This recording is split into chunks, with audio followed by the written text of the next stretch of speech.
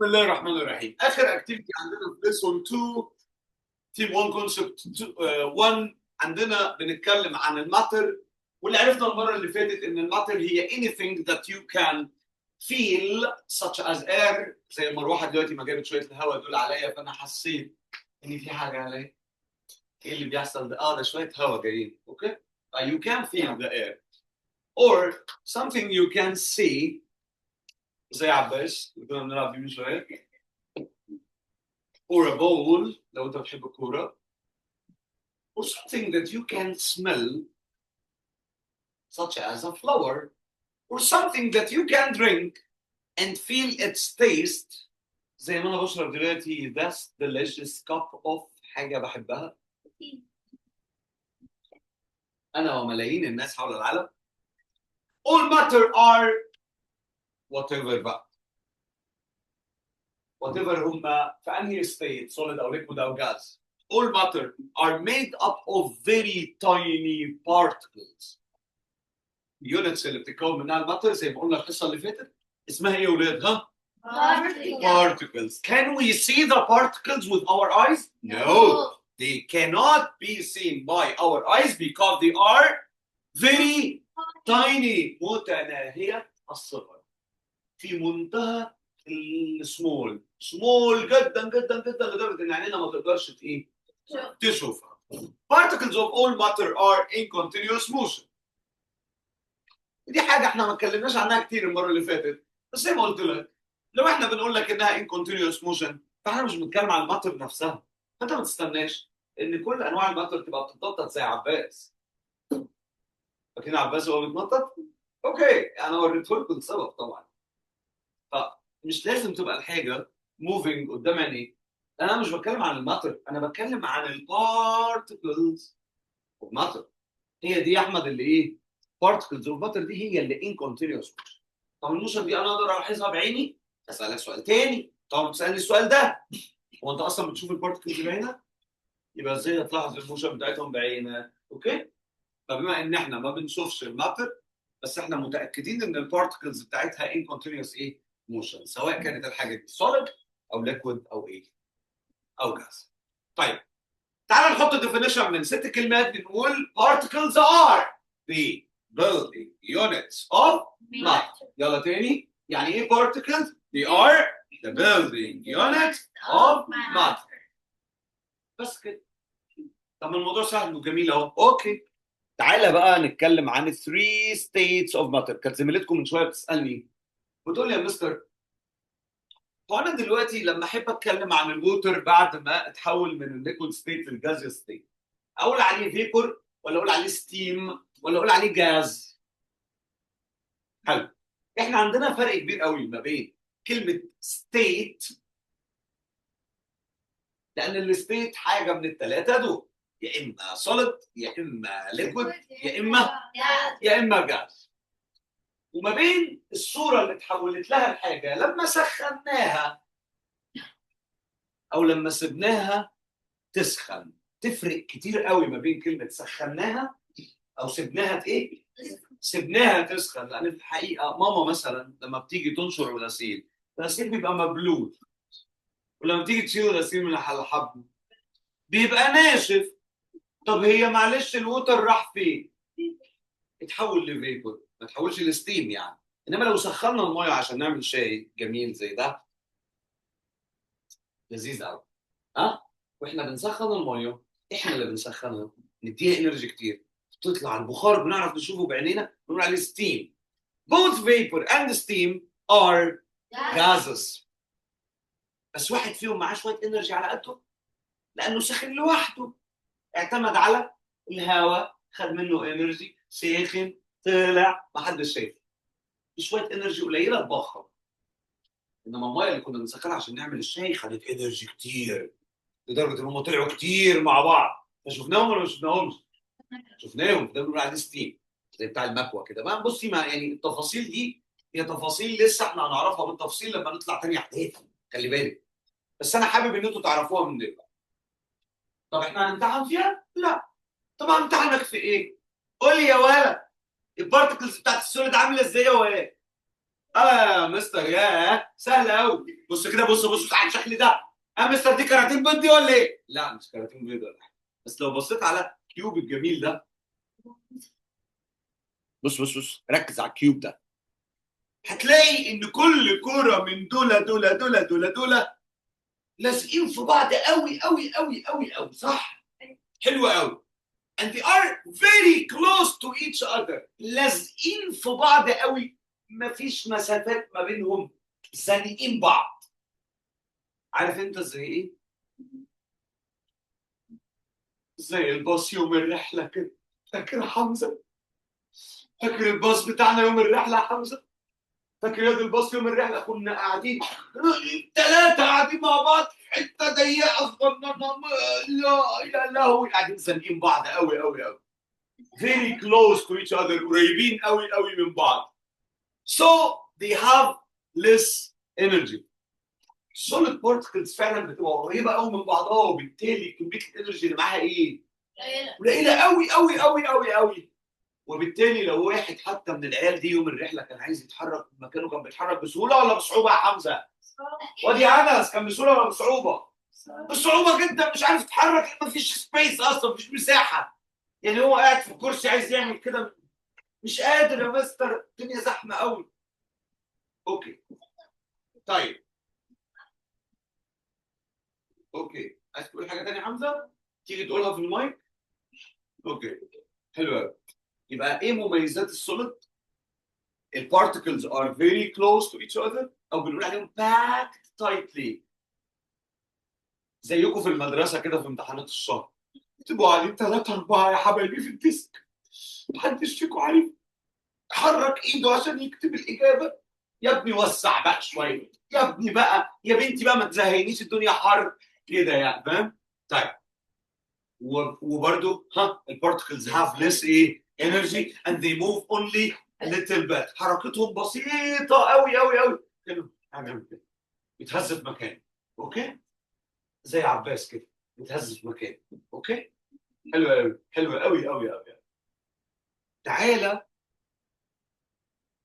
نشوف الشيب والفوليوم بتاع الحاجات السوليدز بيبقى عامل ازاي. طالما ان البارتكلز قريبه قوي من بعضها، ومفيش سبيس ومفيش انرجي، والموفمنت ليتل بات، بيتحركوا حركه بسيطه قوي، هل الشيب بتاعهم هيتغير؟ لا، يقدروا يحتفظوا بشكلهم. يعني لو جبت اي حاجه سوليد زي القلم بتاعي وحطيته في الشنطه، وجيت اطلعه من الشنطه، هلاقيه واخد شكل القلم ولا شكل حاجه ثانيه؟ شكل القلم. حطيته في جيبي وطلعته بعد شويه، هلاقيه. حطيته في طبق، هياخد شكل الطبق ولا بيفضل محتفظ بشكله؟ كل الحاجات السوليد بتحتفظ بشكلها. يبقى their shape doesn't change unless something is happening to change them. يعني ايه unless something is happening to change them؟ يعني لو افترض ان انت حطيت قلمك في الشنطه، وواحد صاحبك ربنا يديله الصحه قعد فوق الشنطه، اما بطط القلم مبوظه، هنا بقى في الحاله دي الشكل هيتغير، لكن القلم لوحده لو ما حدش قرب له هيتغير؟ عمره ما هيتغير. اوكي كمان they have definite shape and volume. كمان الفوليوم بتاعهم ما بيتغيرش. يعني القلم بيدخل جوه البنسل كيس، شلته حطيته في الشنطه، واخد نفس السبيس بتاعته في البنسل كيس، حطيته لوحده على المكتب، هياخد فوليوم اكبر. عمرك شفت القلم بيكبر او بيصغر؟ عمرك شفت الكوبايه بتكبر او بتصغر؟ عمرك شفت كرسي بيكبر او بيصغر؟ عمرك شفت عربيه بتكبر او بتصغر؟ العيال اللي كانت مزنوقه من الرحله يقولوا لي يا مستر احنا قاعدين مزنوقين، قلت لهم خلاص اوكي نكبر لكم الكراسي. اكيد بهزر، هي الكراسي دي سوليد ولا ليكويد ولا جاز؟ سوليد. طب الحاجه السوليد ينفع اغير في الشيب بتاعها؟ نو. ينفع اغير في الفوليوم بتاعها؟ نو. يبقى انا اكيد كنت بهزر. This is not scientific. صح ولا ايه؟ اوكي ده بالنسبه لمين؟ للسوليد ايه؟ بارتكلز. للسوليد ايه؟ اه اسمها ايه؟ انا قلت بارتكل مش بارتكلز، اسمها ايه؟ بارتكلز. برافو، هو ده الكلام. طيب liquids. liquids have more spaces. وقياسا على كلامنا عن امتحانات الشهر وقعدتنا في الديسك في امتحانات الشهر، تعالى بقى نشوف ايه اللي بيحصل لما جرس الفسحه بيضرب. كلنا بنبدا نتحرك ونسيب الديسكات، وكل واحد فينا ياخد صاحبه ويتمشى معاه، ويبقى في ما بينهم سبيس اكبر، ويقدروا يتمشوا براحتهم جوه الفصل او في الطرقه او في البلاي جراوند او في الحوش، صح؟ معانا مساحه اكتر نتحرك فيها، نقدر نمشي اسرع شويه، نقدر نسيب مكاننا. ليه؟ ليه؟ عشان الموضوع بسيط. في الحاله دي شايف انت الحاجات اللي كانت قريبه من بعضها لازقه في بعضها تماما في السوليد؟ شوف هنا في الصوره دي الدوائر اللي لونها ازرق دي اقرب لبعض ولا ابعد شويه؟ ابعد شويه. يبقى السبيس بقت اكبر ولا لا؟ السبيس بقت اكبر. طب سؤالي ليك بقى، as they have more spaces will they have less energy or more energy؟ more energy. طالما بقى في سبيس اتحرك براحتي بقى. معنى كده ايه كمان؟ they can move more ايه؟ really يقدروا يتحركوا بحريه ايه؟ اكبر. عشان كده انا لما باجي اكب الشاي ده بيتكب ولا ما بيتكبش؟ طب لما اجي اكبه في بقي بيتكب ولا ما بيتكبش؟ بيتكب ليه بسهوله؟ انت بس بتديله زقه كده they can move more ايه؟ freely. they can move more ايه؟ free. يبقى خلي بالك عندنا more spaces في الليكويد، more energy في الليكويد، more free movement في الايه؟ في الليكويد. جميل. طب فاكر قلنا ايه عن الشيب والفوليوم بتاعه؟ قلنا ان الليكويد بياخد الشيب بتاع الحاجه اللي هو بيتحط فيها، صح؟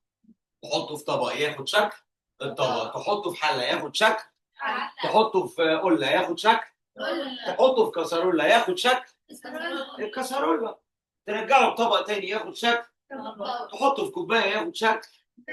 الله، طب ما كده ما عندوش ديفينيت شيب، ولو عنده ديفينيت شيب كان هيحافظ على شكله. زي الايس مثلا، الايس يعرف يحافظ على شكله، انما الليكويد ووتر جاي معاك في اي حاجه ياخد الشيب بتاعها. طب الفوليوم بتاعه يتغير ولا ما يتغيرش؟ تفتكري ايه اللي هيحصل للفوليوم؟ يعني لو هو نص كوبايه، لو الشاي اللي هنا ده نص كوبايه، وانا رحت لففته اللفه دي، حطيته في الحله وشلته من الحله في الكسرونه ومن الكسرونه على القله ومن القله تاني رجعته للكوبايه، هيرجع نص كوبايه ولا اكتر ولا اقل؟ اقل مين؟ هيرجع نص كوبايه. الفوليوم ما بيتغيرش يا ابو كباتشي. الله يا مستر يا باشا، صحيح they do not have definite shape okay but they have definite ايه؟ definite volume. وبما انه ما بياخدش definite shape you can make it take the shape of their ايه؟ container. تحطه في القله ياخد شكل القله، تحطه في الكسرونه ياخد شكل الكسرونه. صعبه دي؟ صعبه؟ لا. ولا ارجع اقول لها؟ لا. ماشي. اوكي. مين بقى اللي مهايبر خالص؟ الجازز. ليه بقى اخر هايبره؟ تعال اقول لك هم ليه اخر هايبره. اولا كده بص لي على الموديل ده، بذمتك شفت سبيسز كبيره كده قبل كده؟ اكبر سبيس. طب واللي يلاقي سبيس وما يتحركش براحته يبقى ايه؟ يبقى عبيط. البارتكلز اول ما تلاقي سبيس بتتحرك على اخرها. معنى انها بتتحرك على اخرها ان عندها انرجي كتير ولا انرجي نص نص؟ more. اكتر واحده عندها انرجي فيهم. they have a lot of energy and they have a lot of space. اكبر مساحات، اكبر energy and they move very freely. بيتحركوا باكبر قدر من الحريه في الثلاث حالات. يبقى مين الاسرع؟ جاز. مين الاوسع؟ السبيسز بتاعت الجاز. مين الانرجي الاكتر؟ البارتكلز بتاعت الجاز. مين واخد مساحته وبيتحرك براحته؟ مين ولا واخد مساحته ولا بيتحرك براحته؟ سوليد. مين الانرجي بتاعته على قده؟ سوليد. مين اللي بيتحرك على قده؟ مش عباس. السوليد برضو. الله، سوليد بارتكلز. حلو. طب مين في السبيسز نص النص؟ liquid. طب مين في الانرجي نص النص؟ الله الشطاره دي. طب مين في الموشن نص النص؟ Liquid. طب سؤالي ليك بقى، هي الجازس ليها شيب معين؟ لا. نو، محدش يعرف عليه يقدر عليه. طب ليها فوليوم معين؟ اه. لا، الليكويد عندها فوليوم معين ما بيتغيرش، بس الشيب بيتغير. الجاز قالت لك يا باشا انا ممكن اغير اي حاجه. ايه يا جاز؟ ايه اللي مجمد قلبك كده يا عم الجاز؟ قال لك الموضوع بسيط. هو انا مش واخد مساحتي وبتحرك براحتي والانرجي بتاعتي كبيره كبيره كبيره قد الدنيا؟ خلاص، انا اخد اي شيب واخد اي فوليوم. تحطني في بالونه هاخد شكل البالونه، تحطني في صابونه هاخد شكل الصابونه. انتوا فاهمين حاجه؟ مش فاهمين حاجه. اوكي، هنعرف حالا دلوقتي انتوا فاهمين ولا مش فاهمين. اخ ناو، يلا نتكلم بسرعه عن measuring and observing matter. وانا دلوقتي اتفقت معاك الحصه اللي فاتت ان احنا عشان نتعلم عن الماتر لازم نحدد البروبرتيز بتاعتها، واهم البروبرتيز دي هي الشيب والفوليوم والانرجي والموشن والسبيسز. بس السؤال دلوقتي، هي الماتر يعني ايه؟ ماتر يعني anything that has mass and volume. هل نعرف نقيس الماس والفوليوم والحاجات دي؟ طبعا نعرف. وانتوا يا مستر عرفتوا منين ان الجاز عنده انرجي كتير وان الليكويد نص نص وان السوليد اقل حاجه؟ رحنا نقيس حاجه اسمها temperature. هو احنا ينفع نقيس؟ لازم نقيس. في الساينس بنعمل حاجتين مهمين قوي: describe and measure. طب احنا عملنا description للسوليد والليكويد والجاز، يلا نعمل لهم measurement. نتعلم ازاي الساينتست بيعمل ميجرمنت. يلا نشوف. قال لك دلوقتي some properties of matter can be measured. بعض خصائص المادة يمكن قياسها can be measured. وعشان نقيس الحاجة لازم يبقى معانا measuring tools. حاجة اسمها measuring ايه؟ tools. زي ايه؟ عمو مثلا يد يا حمزة اللي بيجي يعمل لنا الخشب اللي بينيم. جه الاول بدأ يقيس الحيطة دي. قاسها ازاي؟ بالشبر كده، ولا كان معاه حاجة اسمها ايه؟ تيب ميجر. اسمها ايه؟ او اسم تاني ميجرنج تيب. اسمه ايه؟ يبقى ميجرنج تيب ده حاجة، وتيب ميجر بيتكلم عن نفس الحاجة، اللي هو الشريط اللي بنستخدمه عشان نعرف الحيطة دي كم متر، وبالتالي نعرف نحدد حاجة اسمها لينث. حاجة اسمها ايه؟ لينث. والله العظيم كل اللي نايم ده انا هاجي اصحيه بطريقة غير أدبية. اصحى انت وايه؟ اعدل نفسك. شيل ايدك دي من على خدك هتنام. شيل ايدك من على خدك. افردوا ظهركم كده وركزوا. العيال نايمه في البيت دي اصحى لي، انا شايفكم. اوكي. طيب دلوقتي واحد راح يشتري طماطم او بنانيز.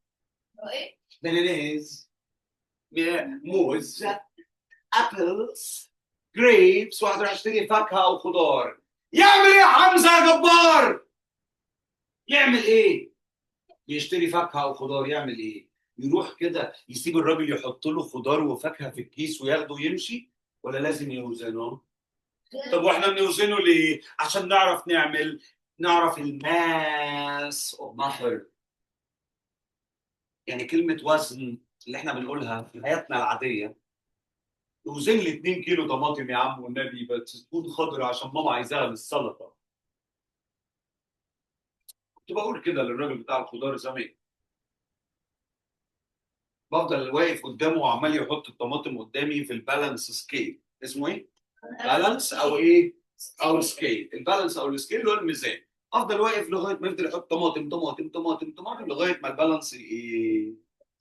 يعمل بالانس. لما البالانس يعمل بالانس يبقى متوازن، يعني الناحيتين يبقوا زي بعض كده.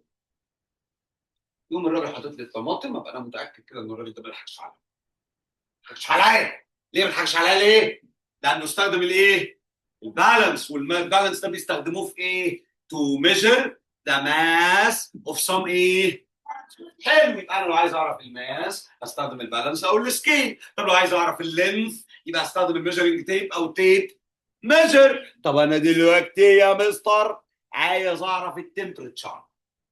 الميه سخنه، سخنه جديه، درجه حرارتها كام؟ يعني الواد انس مثلا لما جاله سخونيه رحنا جبنا جهاز اسمه ايه؟ ثرمومتر. اسمه ايه؟ هذا الثرمومتر او الثرموميتر مش هنختلف. حطيناه في بوج الواد انس من تحت لسانه وادي حمزه كده اهو، المفروض كده اهو لغايه ما ايه بيشلوه بالزلومه كده بتاعته لغايه ما عرفنا التمبرتشر بتاع الجسم كده. انس عنده درجه حرارته 39. يا لهوي ده كده سخن قوي. ولا ينفع اروح انا احط ايدي على راسه كده زي ما مامته بتعمل في البيت، احط ايده على راسه يا انس ده انت سخن، اروح انا احط ايده على فكره مش سخن ولا حاجه. بيحصل الموضوع ده ما بيحصلش صح؟ واحد يقول يا لهوي ده سخن مولع، على فكره والله عادي ده دافي بس. لا ما هو الساينس ما بيمشيش بالمزاج كده. الساينس ما بيمشيش بالمزاج. هنعمل ميجرمنت لازم يبقى فيه تولز، والتول اللي بنستخدمها تو ميجر التمبريتشر اسمها ايه؟ اسمها ايه؟ ثرمومتر. ثرمومتر ده بالعربي اسمه ثرمومتر. اسمه ايه؟ Thermometer. اسمه ايه؟ Thermometer. اسمه ايه؟ Thermometer. عزيزة. عزيزة والله. قومي. يلا خلاص خلصنا اهو. يلا. طيب يا مستر يا مستر دلوقتي انا عايز اعرف ازاي اعرف الستيت اوف مطر، عشان انا شاطر قوي. انا عايز اقيس عايز اعرف الستيت دي سوليد ولا ليكويد ولا جازيوسه. انت سوليد ده ولا ليكويد ده ولا جازيوسه؟ انت مين؟ بسيطه. روح دور على حاجتين. الحاجه الاولانيه، هل عرفت تعمل describing للبروبرتيز اوف ماتر ولا ما عرفتش؟ عرفت تقول ايه؟ والله عرفت يا مستر ان السبيسز نص ونص والموشن نص ونص والسبيسز نص ونص، فعرفت انه ليكويد. شطور. طب لما تلاقي السبيسز على الاخر يا انس يبقى جاز يا انس. طب لما تبقى الموشن على القد يا الله، يعني البروبرتيز اوف ماتر اللي شرحناها والموشن اوف بارتكلز اللي شرحناها هما الحاجتين اللي احنا عايزينهم عشان نحدد اذا كانت الستيت اوف ماتر دي سوليد ولا ليكويد ولا جاز. باقي بس كم نوتايه صغنن. ايه كم نوتايه دول بيقولوا ايه؟ ركز يا واد.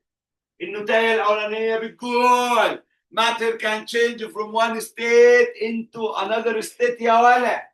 يعني ايه؟ يعني السوليد دلوقتي سوليد لكن مش هيفضل طول عمره سوليد. نقدر نحول الليكويد عادي، ونقدر نحول الليكويد لايه؟ لجاز، ونقدر نحول الجاز لليكويد، ونقدر نحول الليكويد للسوليد. نعرف نحول اي ستيت لاي ستيت عادي. صعبه دي؟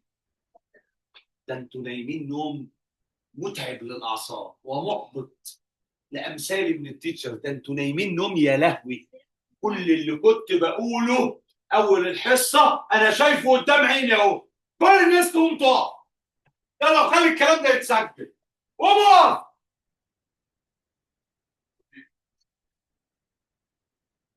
ارفع ايدك فوق. اللي في البيت كمان يعمل كده. ارفع ايدك فوق. والله ما بهزر. ارفع ايدك فوق. نزلها. حط ايدك في وسط. لف يمين. يمين يا عبيط انت وهي. اليمين بتاعك انت. شمال. يمين. شمال. اتمطع. خبطت في اللي جنبك يا عبيط. يلا اقعد. اوكي. يبقى تاني matter can change from one state into another state. ازاي؟ اقول لك السوليد ستيت زي الايس يا حمزه بيتحول لليكويد ستيت ازاي؟ باي كولينج ولا باي هيتنج؟ باي هيتنج. طب الليكويد ووتر يا حمزه لو عايز اخليه ايس يبقى اعمل له ايه؟ اعمل له فريزنج. عندي بروسس اسمها ميلتنج وعندي بروسس اسمها فريزنج. ميلتنج بيحصل عن طريق الهيتنج، الفريزنج بيحصل عن طريق الكولينج. بسيطه، انت بس العب مع الهيت، سخن او سقع. سخنت تعرف تعمل ايه؟ تغير من سوليد لليكويد. سقعت تعرف تحول الليكويد ده لايه؟ لسوليد. تحول الووتر من ووتر لايس، او تحول الايس من ايس لوتر. وكل حاجه ممكن نلعب فيها زي ما احنا عايزين، نغيرها من سوليد لليكويد او من ليكويد لسوليد، من جاز لليكويد او من ليكويد لجاز بسهوله جدا جدا. اوكي، طب مستر لو سمحت، اللايت والساوند دول، لا يا حبيبي دول مش ماتر، دول بنقول عليهم انرجي. بنقول عليهم ايه؟ والماتر دي حماده والانرجي دي حماده تاني خالص. لو سمحت ما تدخليش الدنيا في بعضها. بعد يقول لي مستر هو النار سوليد ولا ليكويد ولا جاز؟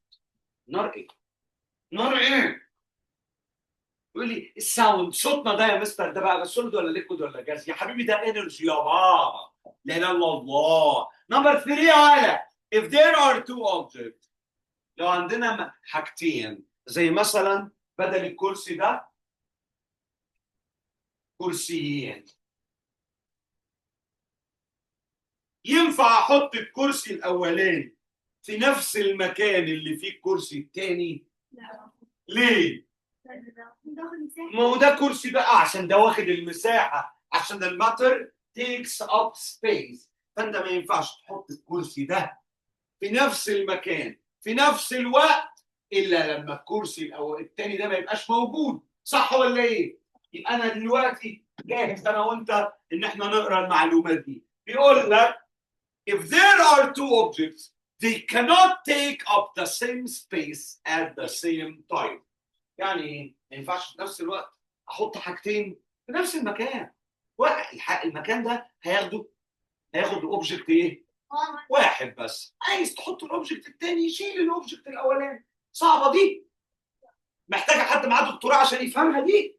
ولا سهله وبسيطه؟ والنبي سهله وبسيطه، سهله ومش مستحيل. يلا بينا. اخر معلومه في حصه النهارده. Some matter are too small to see with the human eye. في انواع من الماتيريال ما نعرفش نشوفها بعينينا. امال زي ايه مثلا؟ زي الاير، زي الجيرمز. الاير اللي هو الهواء، الجيرمز اللي هي الجراثيم. ايه الجراثيم دي؟